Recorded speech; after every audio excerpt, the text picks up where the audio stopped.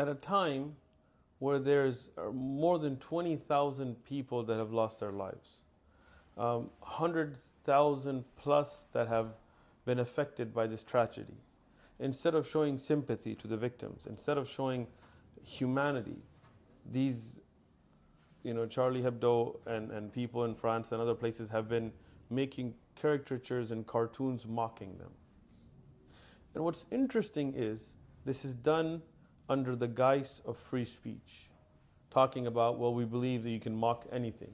We believe in having freedom of speech.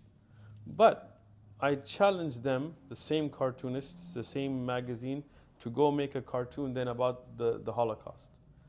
In Austria, till today, I was there myself, it is illegal for you to even question whether the Holocaust happened or not. And again, we as Muslims, we're not saying that this is our stance. We're just saying that if you are going to talk about freedom of speech, then why is hate speech a thing?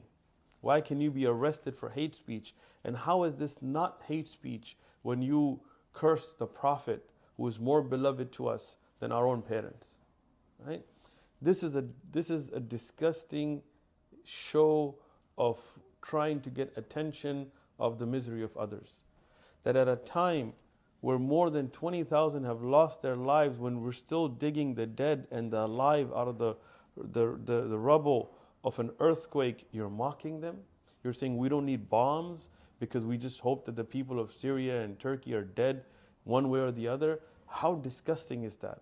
And where are the politicians standing up? Where is the human right appeal? And where are Amnesty International? And where is all these organizations that talk? Where's that little girl from Sweden that was all up in arms about things? Where's their disgust of? Silence, it seems like. Nobody's saying anything. This is the hypocrisy. If you use an anti-Semitic term, and we condemn that. We don't condone anti-Semitism. If somebody uses a racist term against African Americans, we condemn that.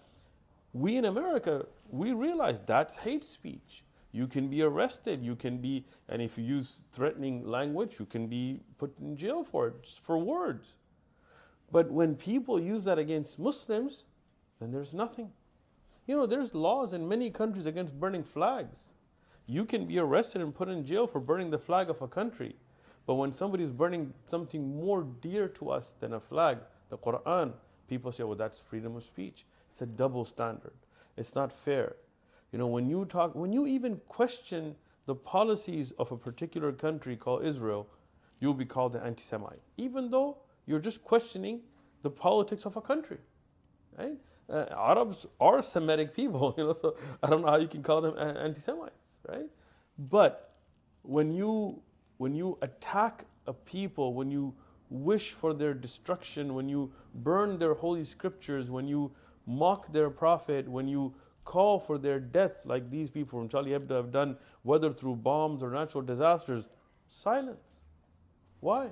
Why? That's the big question. To that. If you look at where's your heart? Sickness of the hearts. The sickness of the heart. It blinds the eyes. Yep.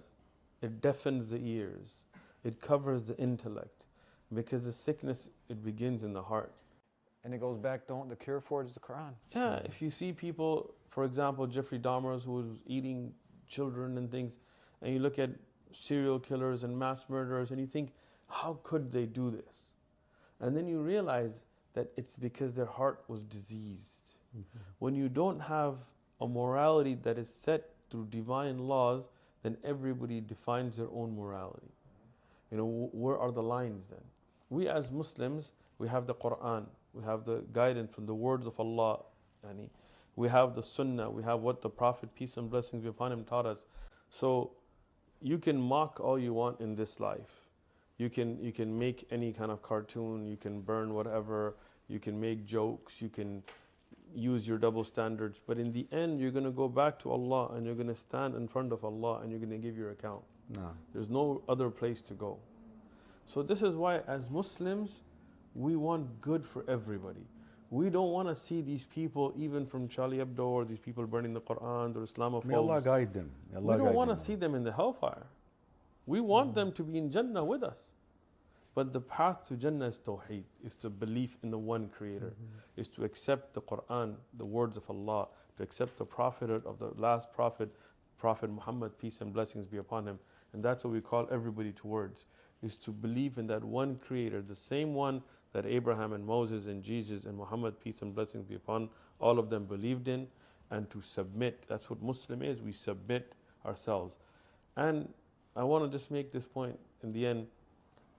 We, for our brothers and sisters in Turkey, in Syria, and Lebanon, and everywhere that is affected by this calamity, we feel your pain. And we are with you in this.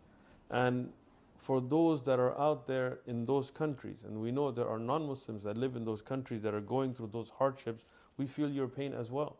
We feel that as part of the same human family that originated from the same Adam and Eve that we all come from. And we want good for everybody. And as Muslims, and as we've been seeing news reports for the Muslims in Turkey and other places, for non-Muslims that were there, that got caught up, that are helping them just as they're helping any Muslim in that calamity, we want to make sure we preserve and protect life. Preserve and protect life.